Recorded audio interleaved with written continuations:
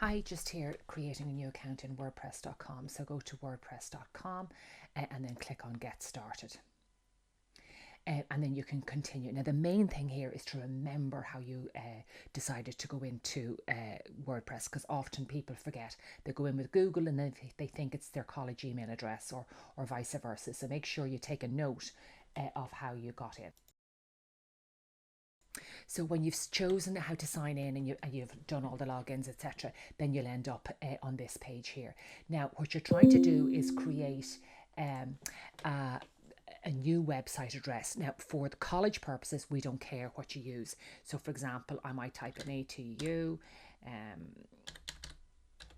Mac.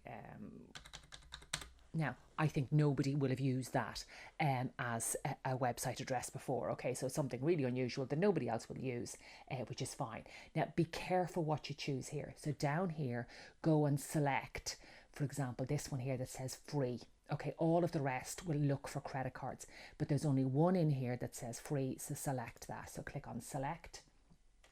Okay, which is free, and then click on that one here. And again, they're trying to sell you stuff. We don't want any of that. We're going to click on start with free.